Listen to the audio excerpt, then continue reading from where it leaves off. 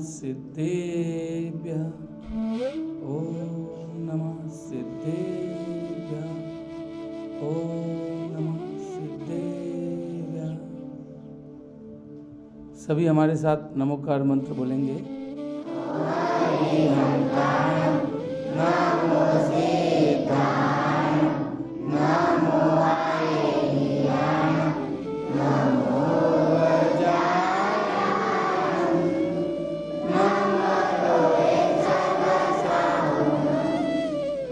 नमो हरिहंताय नमो सिद्धाय नमो आर्याय नमो वज्राय नमो लोहितसाय। सुधीजनों,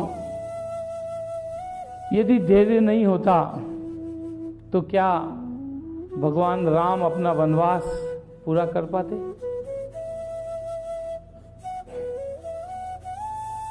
भगवान राम का वनवास 14 साल का वनवास यदि उन्होंने काटा होगा तो सिर्फ धैर्य की वजह से काटा होगा। यदि उस धैर्य को उन्होंने धारण नहीं किया होता तो राम 14 साल का वनवास नहीं काट सकते थे। तो उनके सबसे बड़ा जो उपकरण उनके पास था उस वनवास को काटने का, वो क्या था? धैर्य।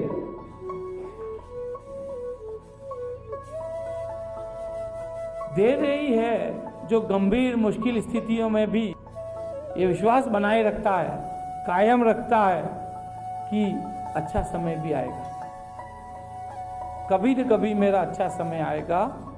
ये विश्वास यदि कोई बनाए रखता है तो कौन बनाए रखता है? धैर्य बनाए रखता है। महात्मा बुद्ध, गौतम बुद्ध एक बार विचरण करते हुए एक शहर में पहुंचते हैं। शहर के बाहर उन्होंने अपना आश्रम बनाते हैं और वहाँ रुकते हैं। उस आश्रय स्थल पर एक दिन करीब 150 लोग उनका प्रवचन, उनके उपदेश सुनने के लिए आते हैं। वो काफ़ी इंतज़ार करते हैं। उसके बाद महात्मा बुद्ध आते हैं, उनके समक्ष बैठते हैं, मौन रहते हैं और उठ के चले जाते हैं। दूसरे दिन प्रवचन सुनने के लिए कुछ लोग कम हो जाते हैं, करीब 100 लोग आते हैं, वहाँ बैठते हैं, महात्मा बुद्ध का इंतज़ार करते हैं। महात्मा बुद्ध आते हैं, आसन पर बैठते हैं, मौन रहते हैं, फिर उठ के चले जाते हैं। तीसरे दिन फिर 50-60 लोग आते हैं। महात्मा बुद्ध बाहर आते हैं, उनके सामने बैठते हैं, मौन रहते हैं और वापस चले जाते हैं। चौथे दिन 25-30 लोग आते हैं। महात्मा बुद्ध उसी तरीके से बाहर आते हैं, उनके सामने बैठते हैं, मौन रहते हैं, उठ के चले जाते हैं, लोग भी चले जाते हैं। 5वें दिन 15-16 लोग आते हैं। महात्मा बुद्ध उनको उपदेश देते हैं, धर्म का ज्ञान देते हैं, सत्य और अहिंसा की बात कहते हैं। वो 16 लोग उस धर्म को अपना लेते हैं, उनके अनुयायी हो जाते हैं और वो धर्म की जयकार करते हैं। उन 16 में से एक व्यक्ति उन्हें पूछता है कि गुरुदेव, आपने फर्स्ट दिन ही यदि ये उपदेश दिया होता तो 150 लोगों को ज्ञान मिलता। उस दिन तो 150 लोग आए थे। आपने दूसरे दिन ज्ञान दिया होता तो 100 लोग आए थे।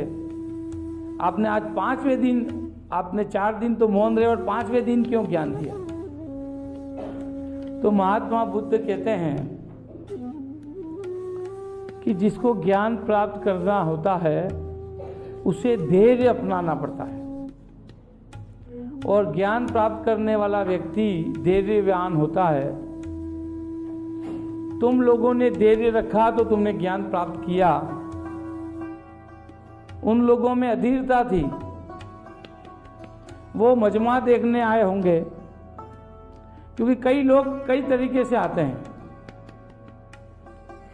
तो वो मजमा देख के चले गए, कोई लोग ऐसे ही समय पास करने हुए आए होंगे।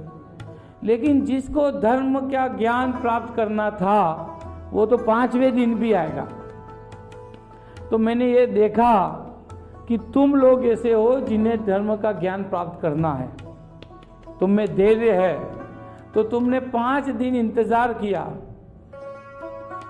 तो मैंने सही लोगों को, जो इसके योग्य थे, उन लोगों को धर्म का ज्ञान दिया और उन्होंने धर्म प्राप्त किया।